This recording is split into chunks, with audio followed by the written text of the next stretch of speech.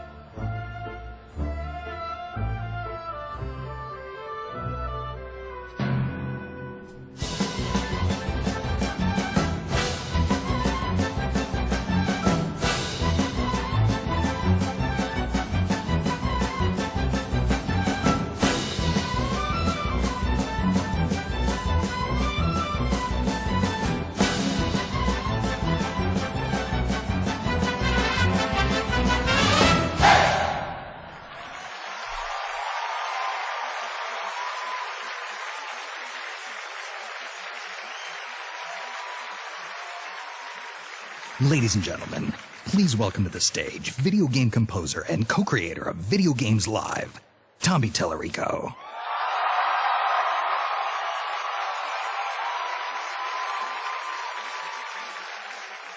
I like to describe Video Games Live as having all of the power and emotion of a symphony orchestra combined with the energy and excitement of a rock concert, mixed together with all the cutting-edge visuals and technology and interactivity and fun that video games provide.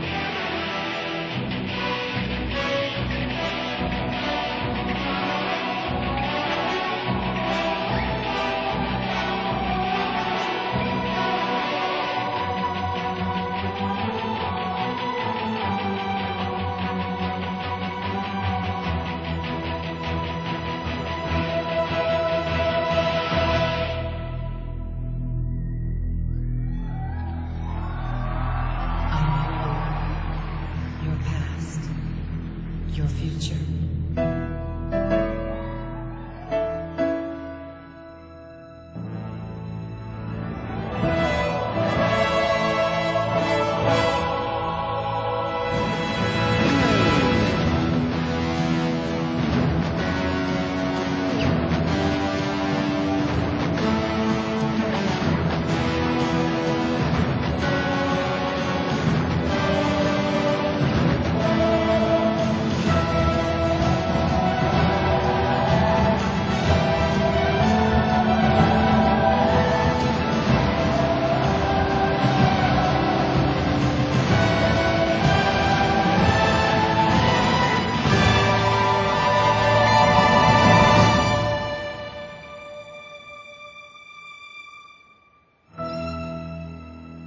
This is the way the world ends.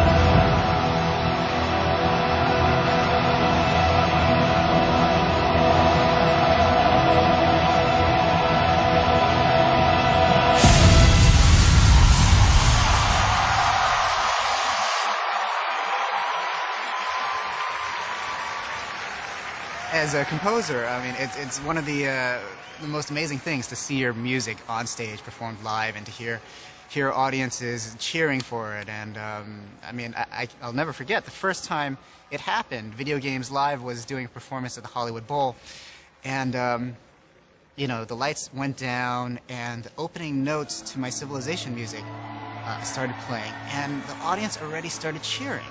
And they had already heard this music, even though this is the first time it was being played live, and it was just an overwhelming feeling.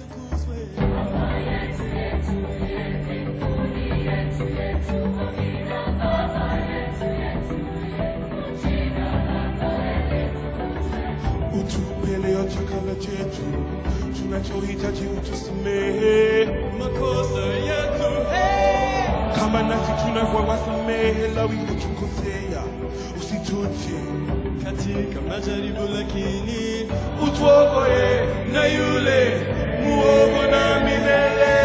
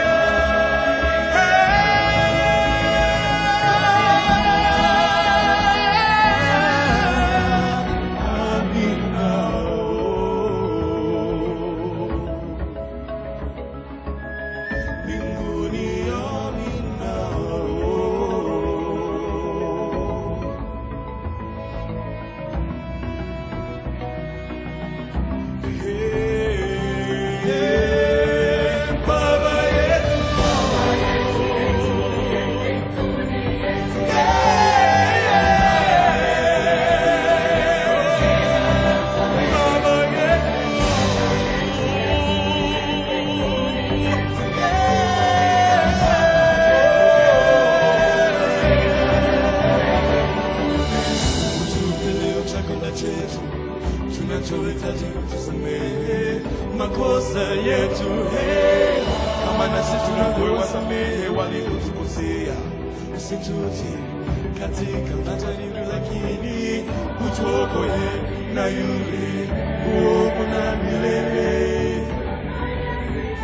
Baba, nakusifu. Baba, nakupenda.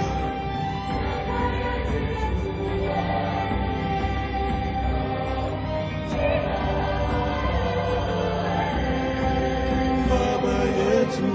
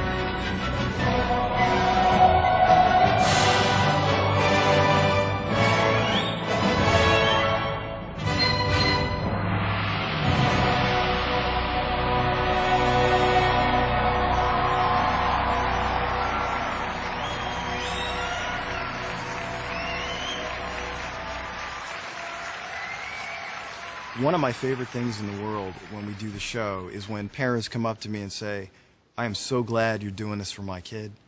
I never knew that video games were this amazing, and it's such a great thing for me to be able to bring my kid to the symphony who never wanted to see the symphony before.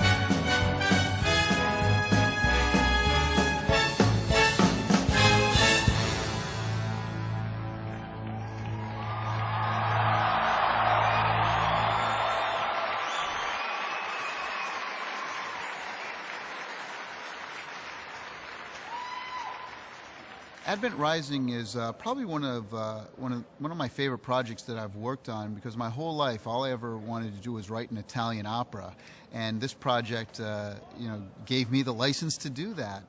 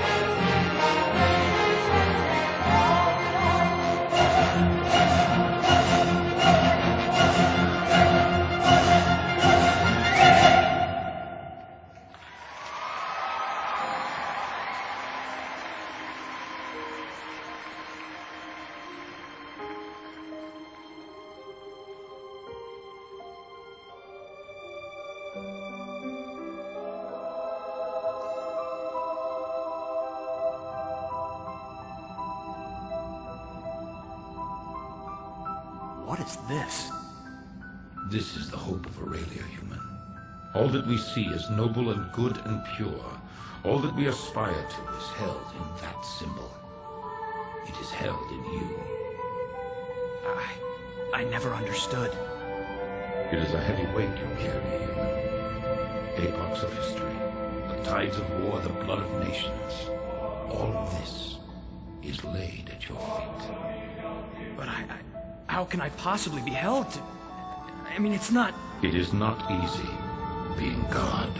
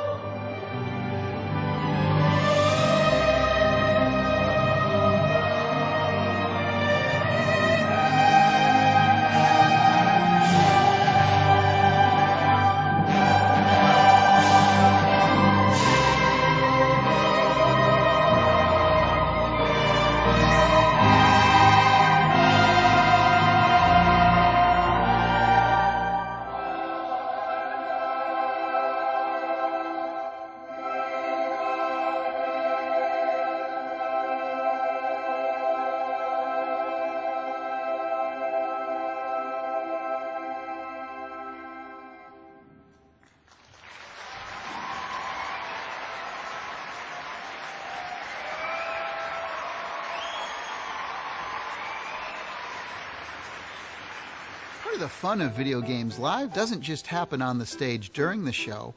We really wanted to create an environment where people can come before the show and have some fun as well. So we have a pre-show festival where we'll set up game competitions, we'll set up game demonstrations.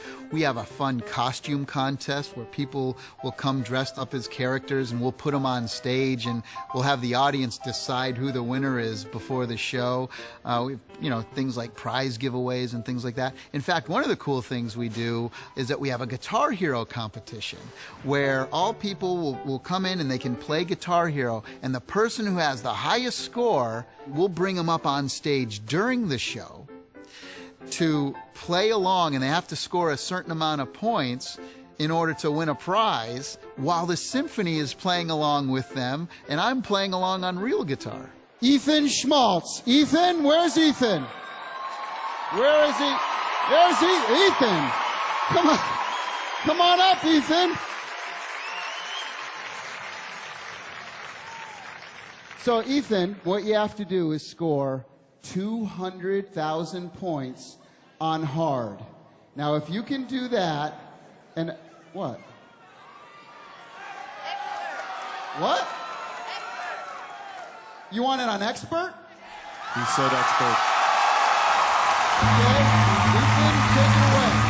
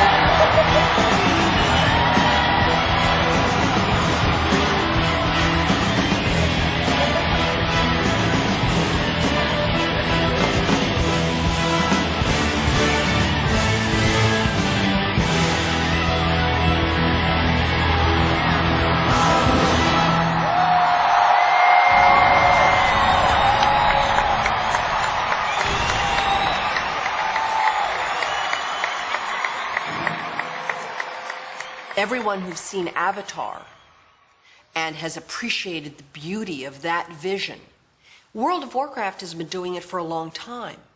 Those same visions, those same expansive worlds of color and imagination exist in World of Warcraft as much as it does in a movie, if not better. And the next wave is the music. And the music is orchestral. The music is deep and layered and important.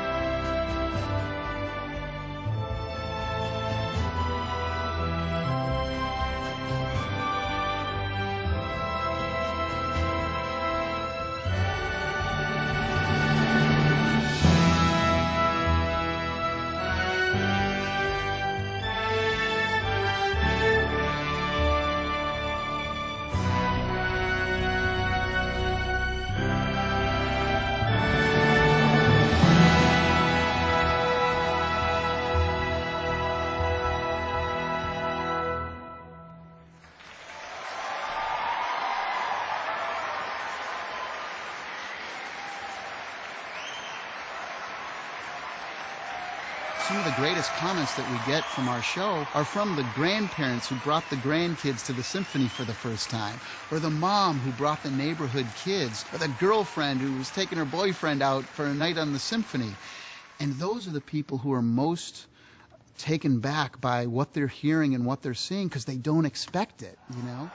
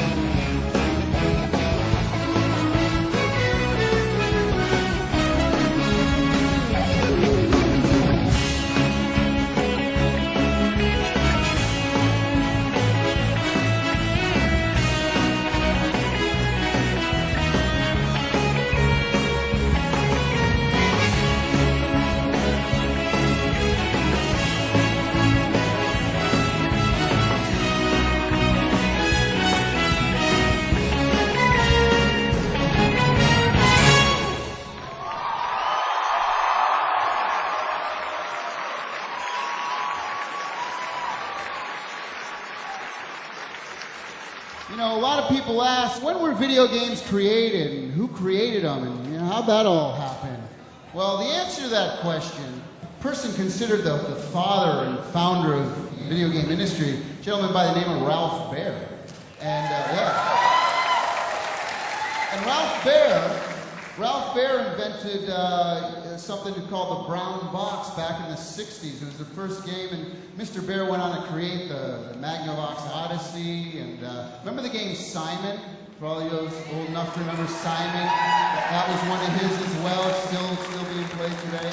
Well, we happened to find the very first video. We dug it up. It was the first time a video game had ever been recorded on film. And this is from back in 1968, 42 years ago. And we'd like to share that video with you right now. Playing ping pong when we ought to be working. Here's our ball volleying back and forth. One free ball plus one net, courtesy of a local CATV station. Here's my partner Bill, and we're going to play ping pong for you in a minute. But before we do, I'd like to show you the controls that we're using, which are part of the plug-in module, the ping pong plug-in module, gaming plug-in module of the all-purpose box we talked about earlier. There is a horizontal knob here, as you can see, which, when I twiddle it, moves my paddle from left to right. There's a vertical control, which moves my paddle up and down. Finally, there's an English knob, which allows me to put curves on the ball, control the vertical position of the ball as it leaves my paddle. Whenever I intercept the ball, if I now miss it, and bat it back at my opponent, I have control over the ball's vertical position, and that's what the English knob is for. And watch me fake him out in a minute.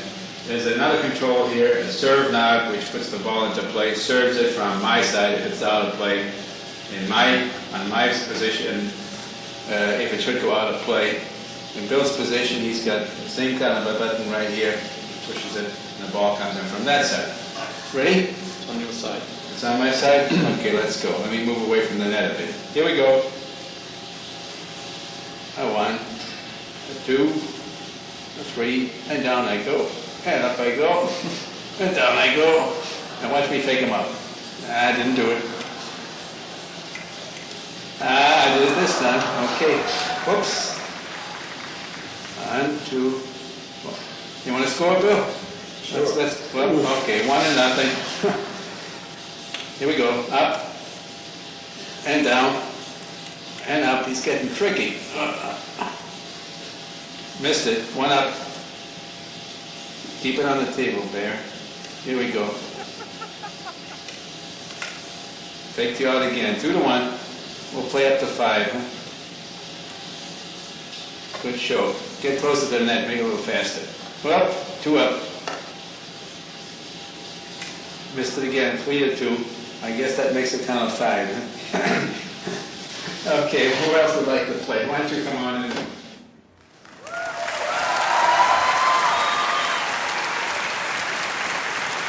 You know, Mr. Baer is still alive today.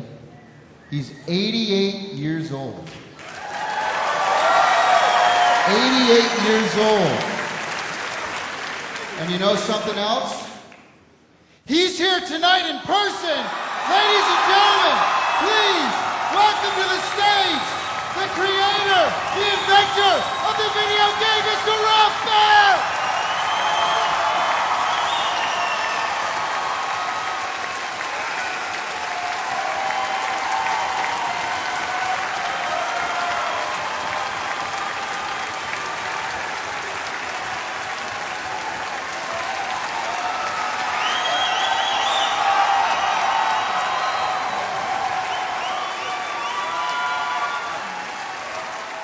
Tell us what gave you the inspiration to create the video game. I mean, what was it all about? I'm a TV engineer by degree, and in 1951 I built a TV set, and even then I had the idea of doing something other than just watching a normal black and white TV set. Well, nothing came of it until much later. By this time I'm running a big division, direct labor payroll of maybe $10 million. I can afford to put a couple of guys in a room and tell them to build something. So I told them to build something, move spots around the screen. Within a couple of weeks of shooting at the screen with light guns, moving spots around with joysticks, and then one of the guys came up with a thought of a third component, which turned out to be the ball in the ball game, and The next thing we were playing ping pong, handball, volleyball. Of course, by then the question was, now that we have it, what the hell do we do with it? Now I have to ask you, did you ever think all those years ago that it would grow into something as big as and amazing as this? That's incredible. Yeah. I couldn't possibly predict that. Well, I think I speak for everybody here in the audience tonight when I say thank you so much for creating the industry that we all love so dear and so much. So thank you, Mr. Bear.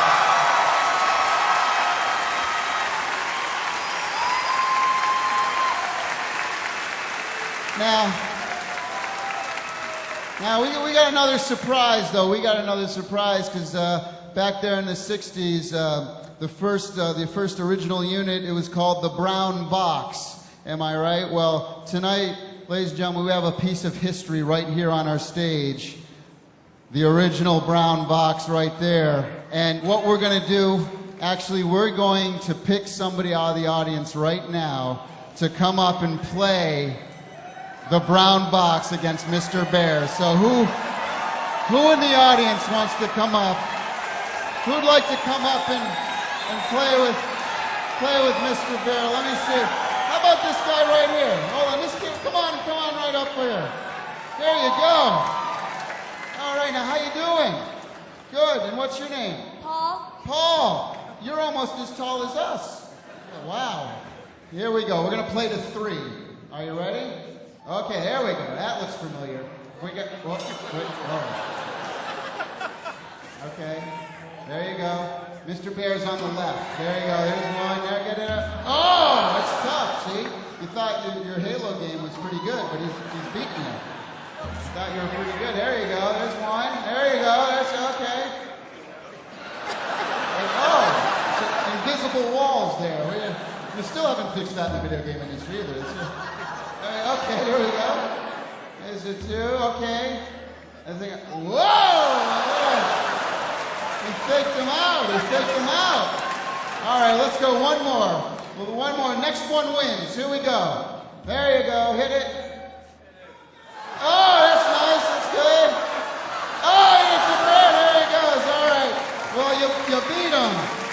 Very good. Congratulations. Great job. I'll tell you what we got. Here, we got Mr. Bear to sign a Video Games Live poster for you. So there you go. Put that up on your wall. You can tell your friends about it. All right, we thank you, Mr. Bear, so much. Can we give him a round of applause right now? One more time. There he is, right here. Mr. Ralph Bear.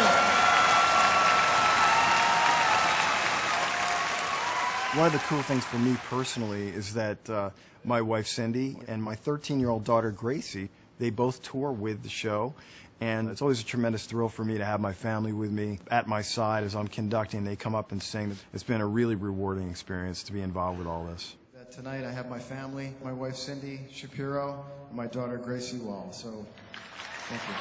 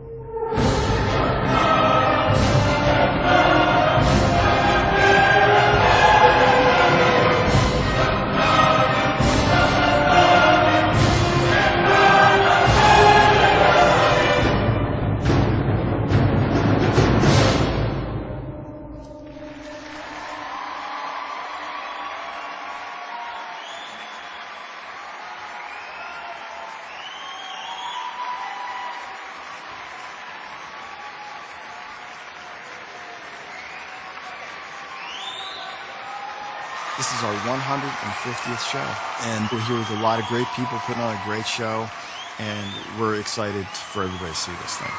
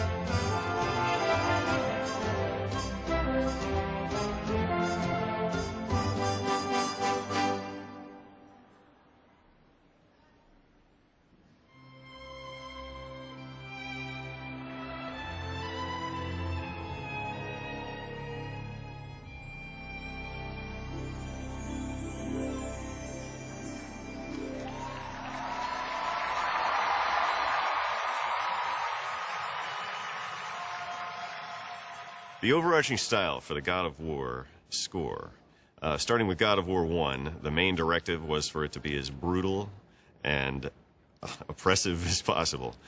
They really wanted the music to convey the lead character, Kratos, his rage, his need for revenge, and his feeling that he would only be redeemed through revenge.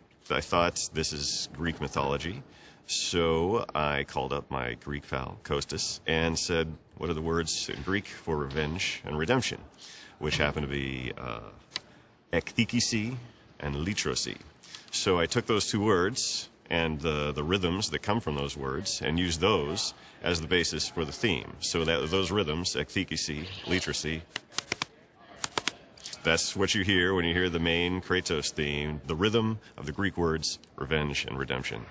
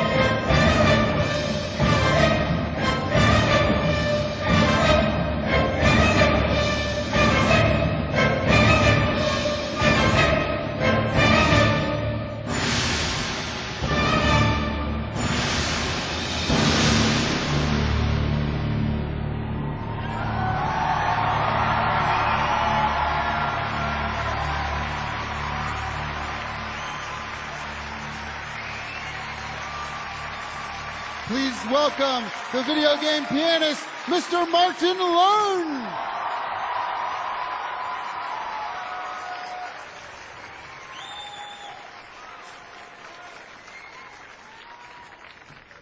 Now, when Martin made his video, he posted on the internet, he made this video, he's playing blindfold piano and played Mario.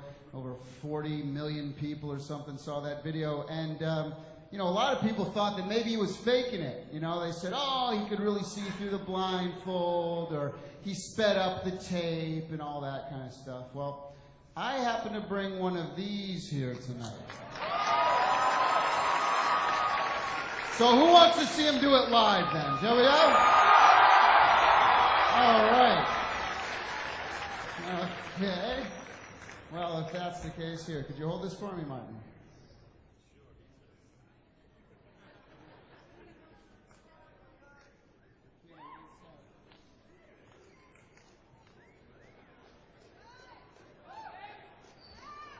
Okay, now, Martin, can you see?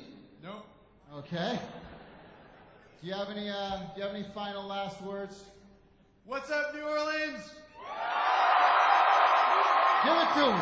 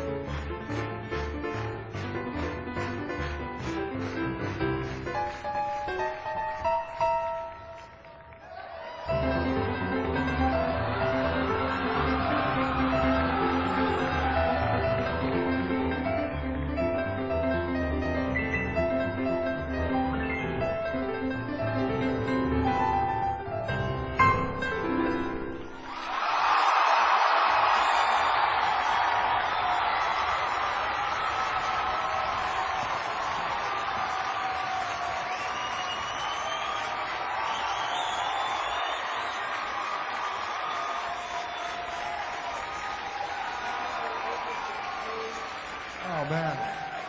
Martin, hold on, Martin. Martin, hold on. Where are you going? Stop. I think these guys like you. Am I right? How about one more for Martin Learn? One more time.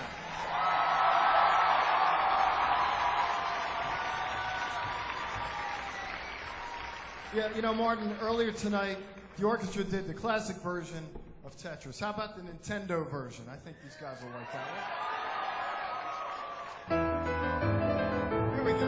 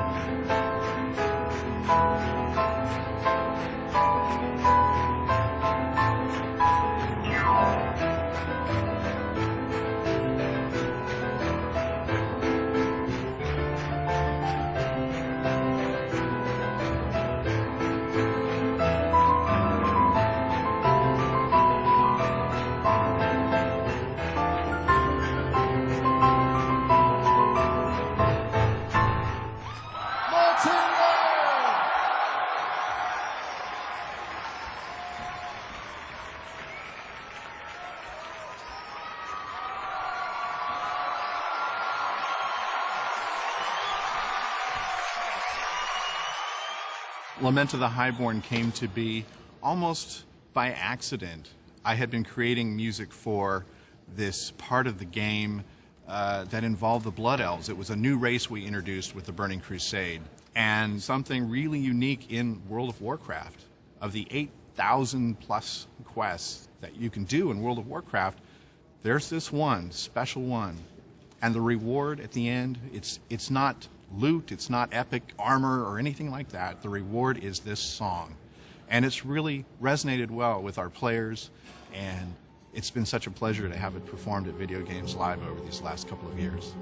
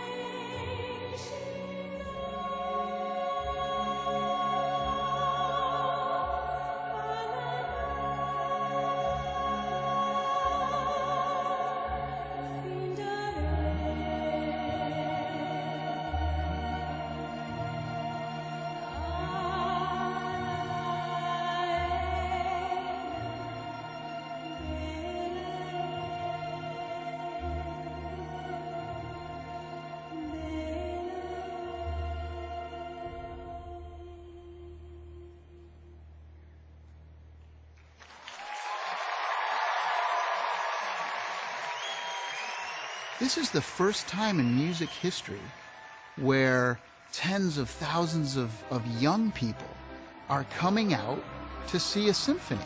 I think that's one of the most exciting things for us, is knowing that so many millions of people around the world are getting turned on to a whole new genre of music that they didn't really have any idea about. And that's really cool for me.